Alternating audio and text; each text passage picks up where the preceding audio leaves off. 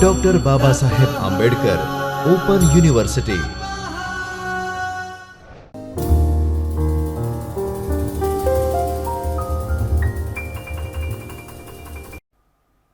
Namaskar and greetings of the day to all the students watching this video. I, Twinkle Chandarana, Assistant Professor English, Dr. Babasaheb Ambedkar Open University, welcome all of you in today's lecture. So friends, today we are going to discuss an interesting essay titled as Politics and the English Language, written by George Orwell, along with the themes and imagery used in the essay. Well, the key components of the presentation are key faults of modern English prose, the themes, the imagery used in the essay, check your progress questions, and references and web resources.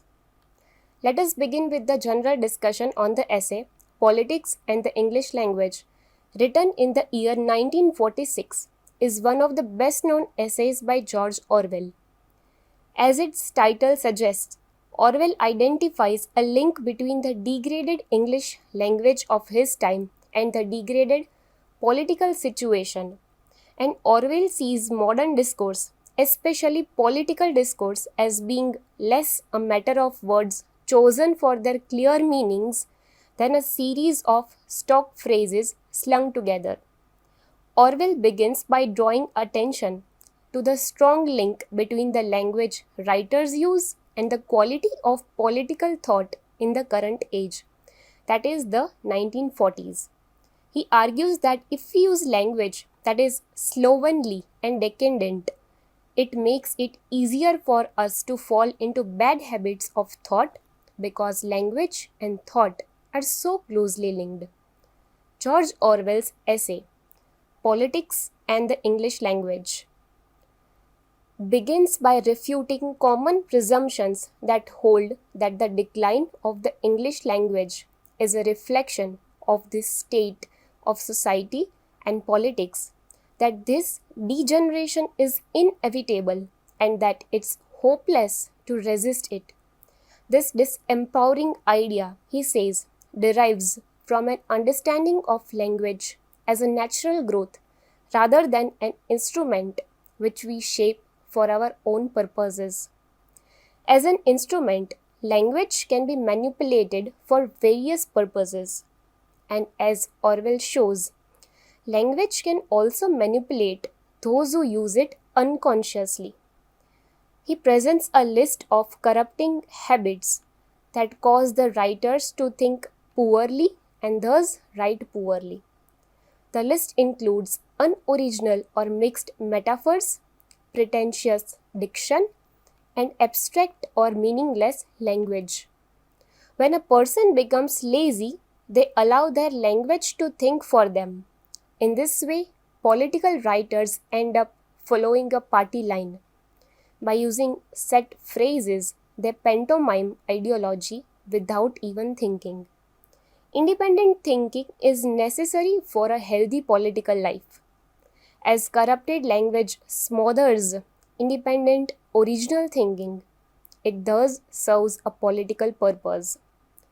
Orwell demonstrates the deceptive effect of various political terms, showing how elevated, complex, and abstract language actively disguises ugly and violent concrete realities. In this way, abstract language becomes a means for political writers to justify unjustifiable. He presents a list of tools that can be used to resist dishonest language. Orwell sees the use of honest language as political act in itself, a form of resistance against insidious and widespread manipulations of rhetorical structures. He says that in an atmosphere of terrible politics, such as the period in which he is writing, corrupted language is almost inevitable. But this does not make the resistance against it futile. He returns to the claim that he opens with, that language is a tool and not a natural evolutionary growth. It's thus possible to manipulate that tool. It does, however, take diligent conscious effort on the part of the political writer or the speaker.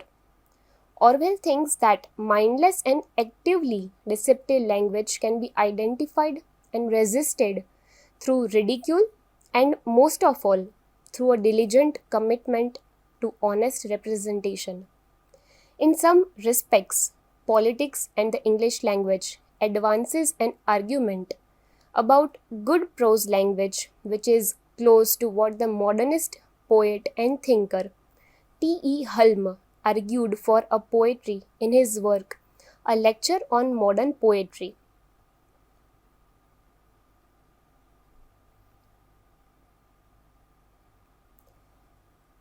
And his work on Notes on Language and Style almost 40 years earlier. Although Hulme and Orwell came from opposite ends of the political spectrum, their objections to lazy and worn-out language stem are in many ways the same. Orwell then gives 5 examples of what he considers bad political writing.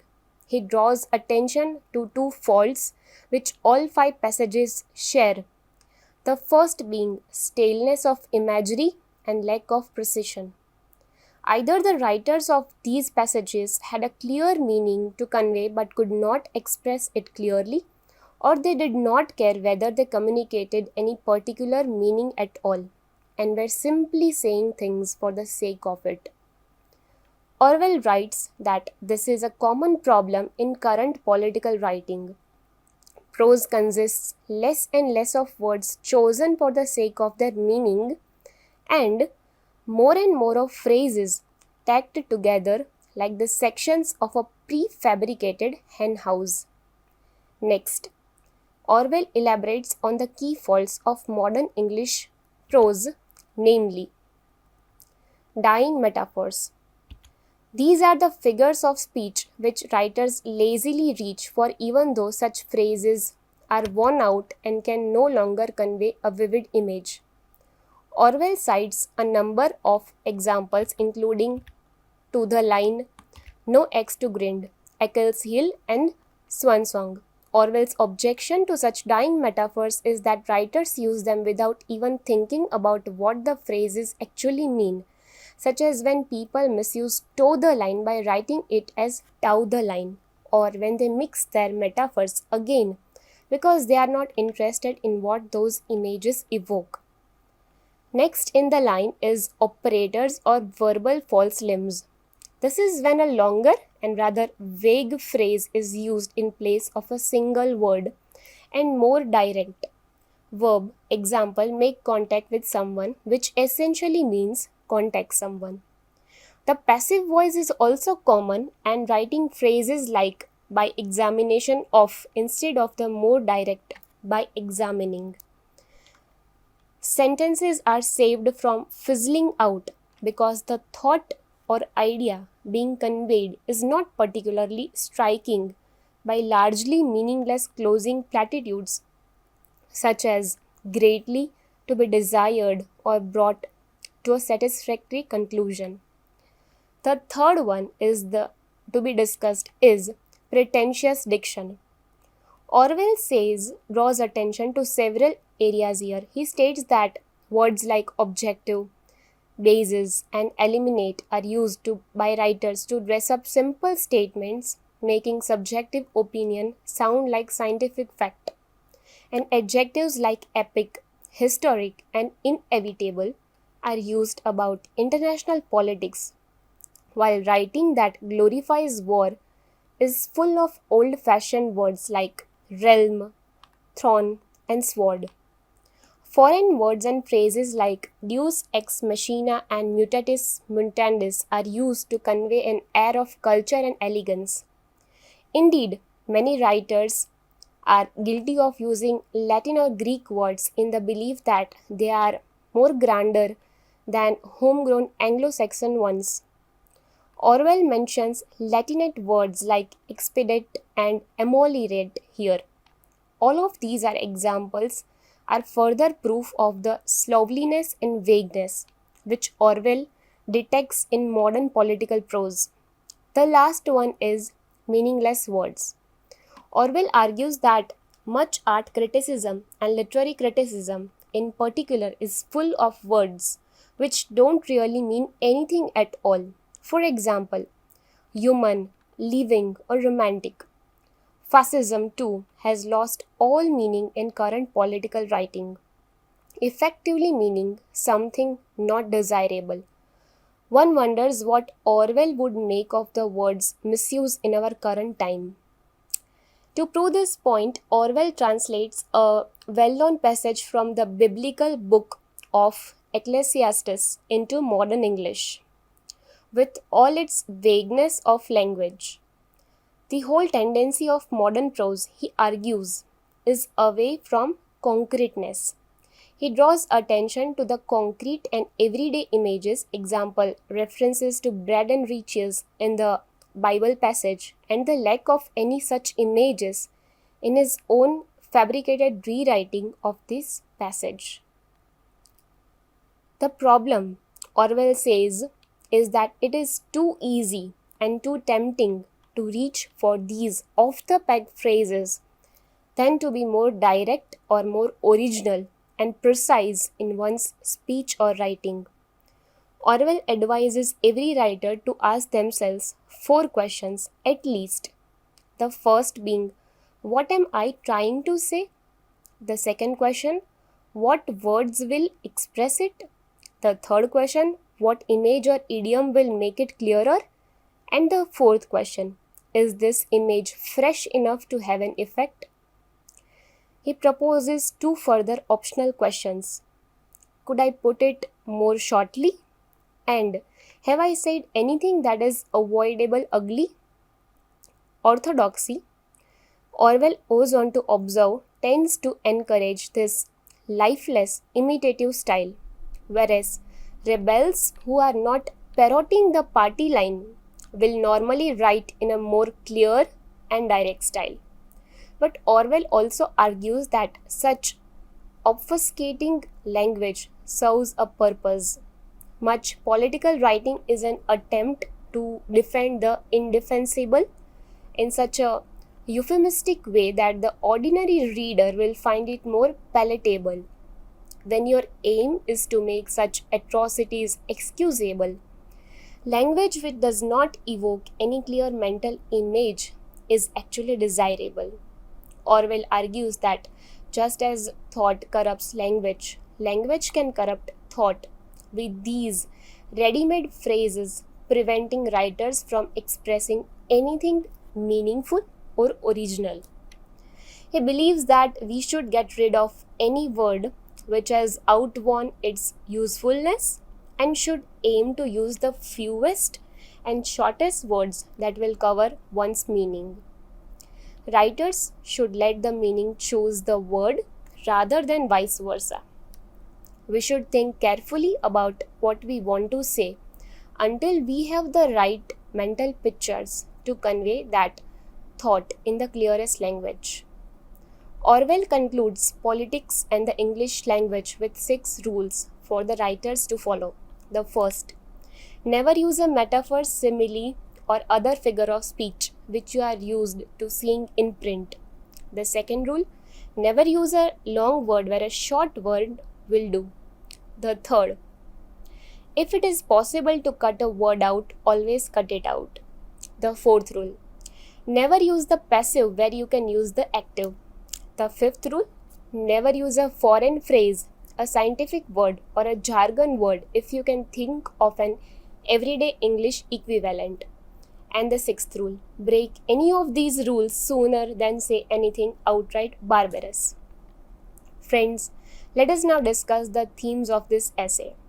The first is the danger of intellectual laziness.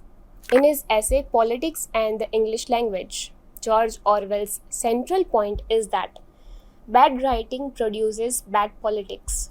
According to Orwell, a culture full of lazily written nonsense enables governments to control citizens through deceptive messaging. This is because lazy writing leads to lazy thinking, or rather, to a lack of critical thinking about the messages one receives.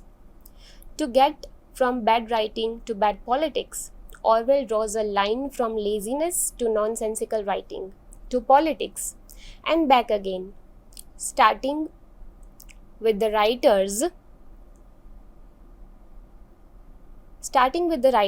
Orwell argues that lazy authors simply repeat what they read, relying on people's work as a template rather than engaging in the more laborious process of original thinking.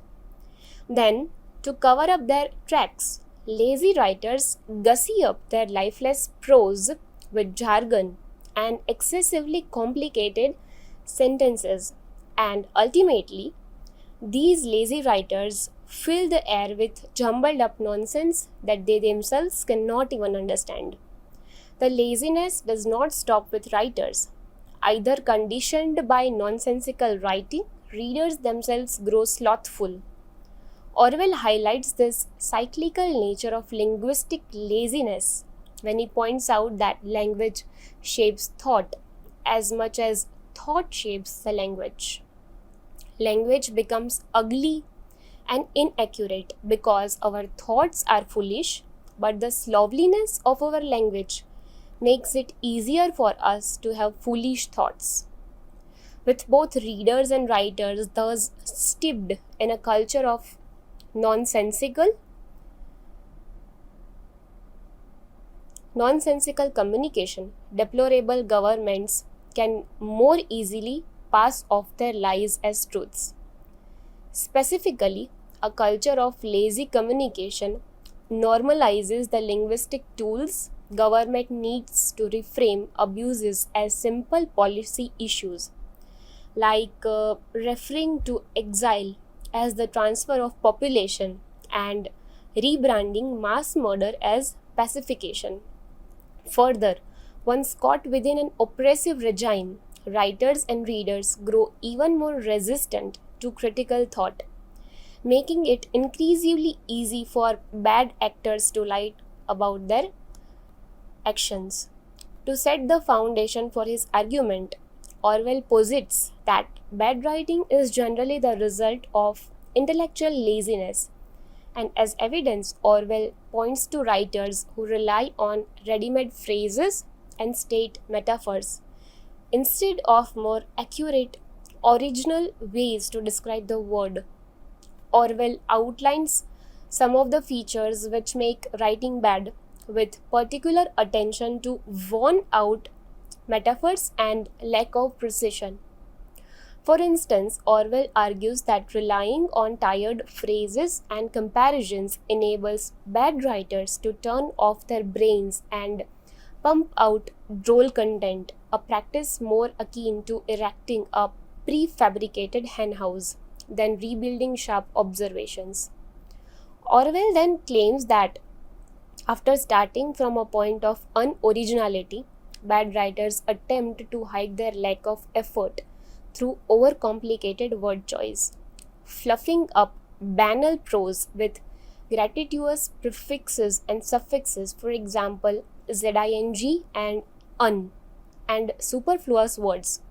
Further, Orwell claims that lazy writers use words they don't even understand, going as far to accuse one writer of being unwilling to look egregious up in the dictionary and see what it means.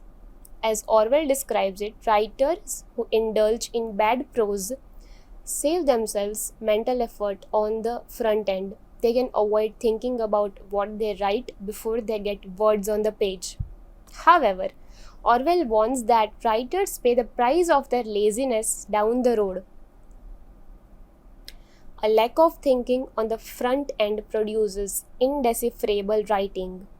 To the lazy writer, Orwell warns the lack of effort on the front end, that is, writing without thinking, comes at the cost of leaving your meaning vague, not only for your reader but for yourself. Orwell thus defines lousy writing in contrast to concise and imaginative writing, and easy to write and impossible to understand. After establishing the relationship between bad writing and intellectual laziness, Orwell considers the effect of this bad writing on readers. He describes how readers internalize the nonsensical style of communication to avoid mental effort on their part. Once readers internalize an uncritical practice, people act as puppets, regurgitating the nonsensical style they pick up from writers. As evidence, Orwell points the mindless use of words without knowing what those words mean.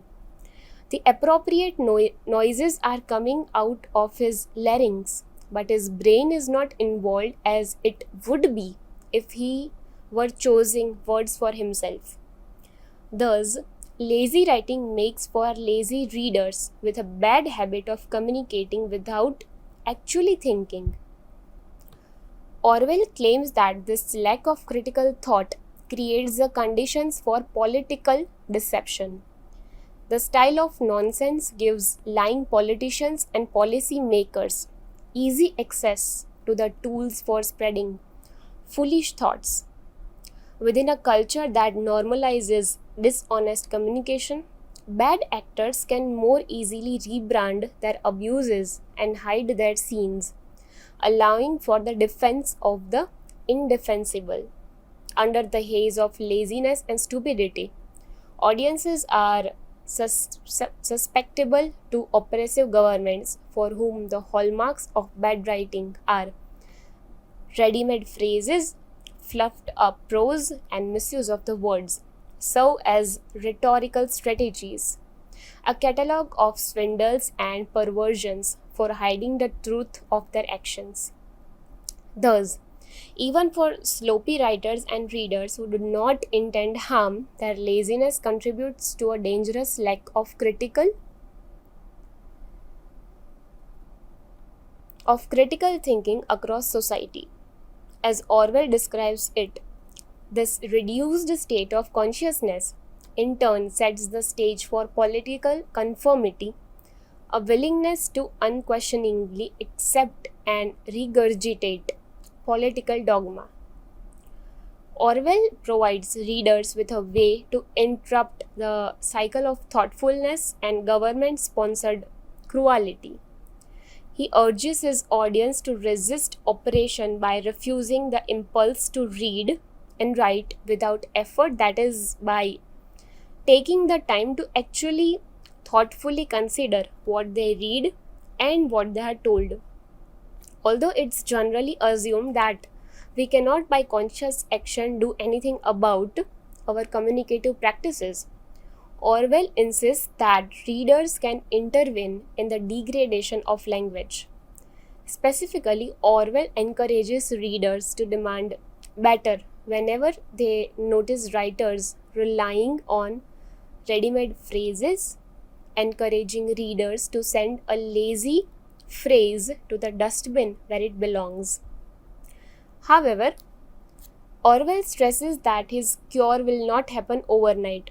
Orwell instructs audiences to take up a concentrated and sustained effort to think more carefully as writers demand more as readers. The antidote for lazy literacy is thus both difficult and straightforward. It's hard work. Friends, the second theme is political bias. This is one of the main themes in the essay. Though it's a familiar topic, Orwell addresses it from a new angle. Rather than discussing the ways that political bias is formed in an ideological, emotional, or conceptual sense, he reveals how it manifests linguistically. Political bias, as he demonstrates, may be something that occurs by way of repetitions of certain terms. It is by using language without agency, by repeating familiar turns of phrase without thinking of their meaning, that political bias is formed. A critique of a party line or orthodox political speech runs through the essay without Orwell attacking it in a direct or heavy-handed way. This indirect critique may seem like a tactic of subtlety, but it may actually be the effect of an unfamiliar approach to criticism. As Orwell argues in the essay, unfamiliar or new language is the result of original thinking, no doubt he would be making every effort to think independently himself. A successful critic of political bias might not appear at first to be a critic at all. We might we might only recognize this critic after stepping back and considering the broader implications of the essay. Well, friends, the third theme in the essay is honesty. According to Orwell, honesty takes efforts. In political writing, it involves a rigorous practice of self critique and an assertion of agency on the part of the writer. Most importantly, it entails an effort to represent a given subject as closely as possible by avoiding abstractions that distance language from its meaning. The best examples of this in his essay are his analysis of the material meaning of common political terms such as pacification of colonial populations, transfer of populations, and elimination of unreliable elements. Each of these terms stands in for an ugly, violent physical reality that Orwell describes in detail. In order to honestly promote a political concept or policy, a writer must be willing to use concrete rather than abstract language to describe it. While Orwell acknowledges that representation will never be exact and that in his essay he too commits the faults that he is describing, he describes honesty as a process of rigorous attention and sustained effort. The fourth theme depicted in the essay is of deception. In the essay, Politics and the English Language, Orwell presents a broad critique of the ways that language is rendered meaningless and the ways that writers lose agency on account of poor uses of language. Repeating familiar turns of phrase or using dead, unoriginal metaphors will create a gap between what the writer or speaker says and what they mean, if they in fact know what they mean. Writing can become deceptive in this way, but active deception, according to Orwell, happens through the use of abstract language. A political writer or speaker who promotes imperialism and justifies colonial projects deceives their audience when they use abstract terms such as pacification to describe colonial violence. To avoid deception, Orwell argues someone who advocates pacification should say that they favor the bombing and burning of villages and the torture and imprisonment of indigenous resistance for the sake of the colonial project. Let us now discuss the theme of uses of language in the essay.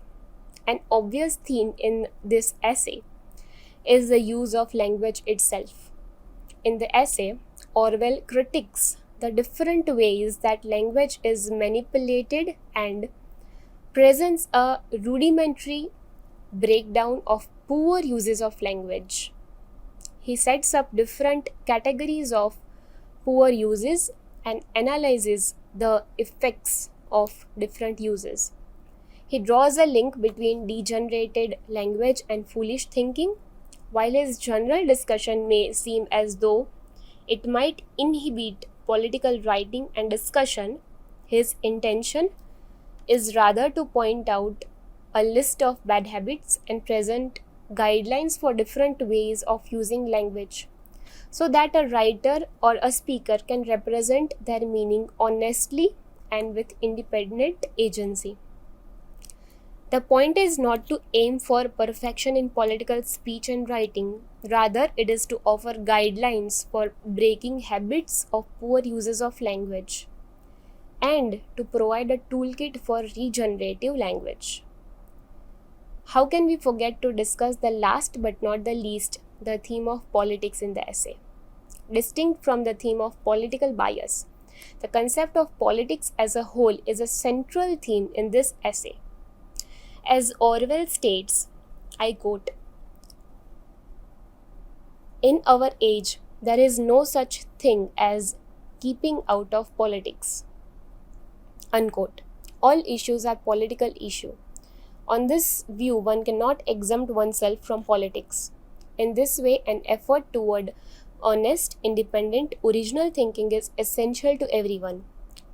The essay is also an indirect critique of the politics of Orwell's age, from the apologies for Soviet violence to conservative justifications for colonial violence. But the critique does not stop in Orwell's age. It might easily be argued that in any age there's no keeping out of politics. While Orwell's essay analyzes the political climate of his time, it can also shed light on politics in the present times. Friends, having discussed the themes, let us now discuss the imagery used in the essay. To begin with, let us have a look at the image of a political puppet.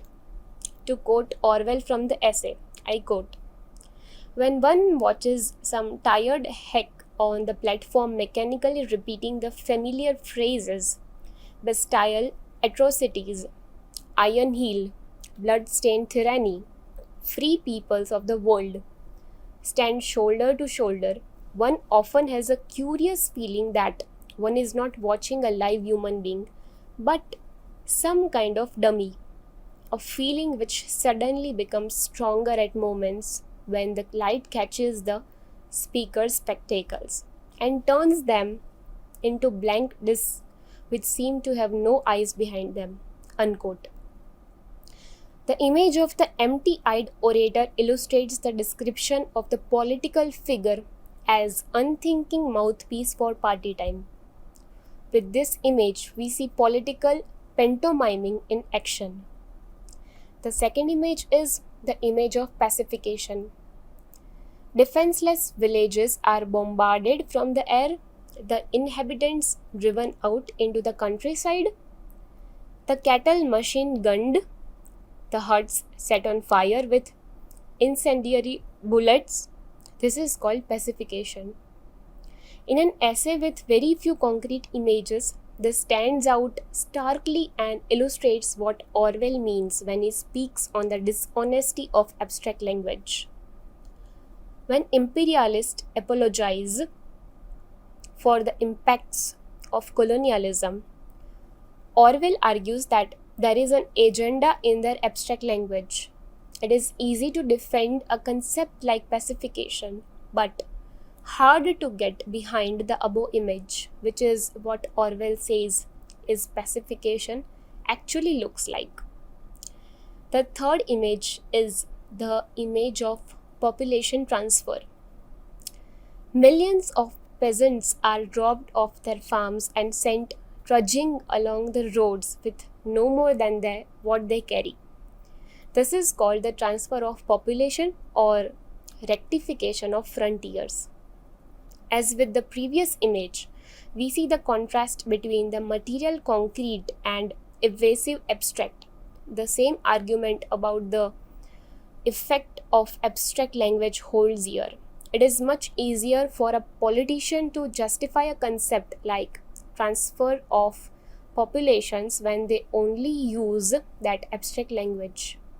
It's much harder to justify or support the physical experience of a partition or population exchange. The fourth image is the image of elimination of unreliable elements.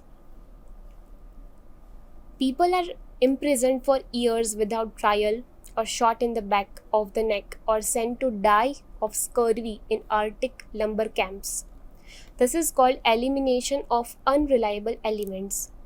Now a familiarly insidious turn of phrase, the idea of eliminating unreliable elements used to be a justified concept by supporters of Stalinism and the Soviet purges and gulags. Again, Orwell shows the nefariousness of generalized political language. A concept can be defended in the abstract. It's much harder to stand proudly behind the concrete reality. The challenge of writing honesty is thus a personal challenge to stand behind the politics.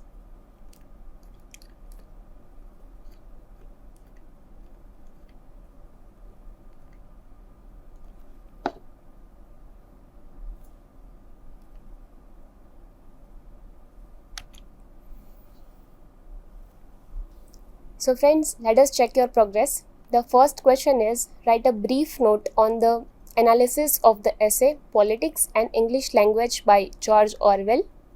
And the second question is, what are the various themes and imagery depicted in this essay? Enlist and summarize in detail. The references and web resources which you can use for further analysis and reading on your part are enlisted on the screen, that is GradeSaver, Orwell Foundation as well as eNotes. So friends, towards the end of lecture, I hope that you understood this essay, the analysis in detail, and along with the themes and images which you have discussed in the lecture. Hope to meet you all soon in the upcoming lectures with another wonderful topic, another wonderful essay. Till then, keep watching the video. Thank you. स्वाध्यायः परमः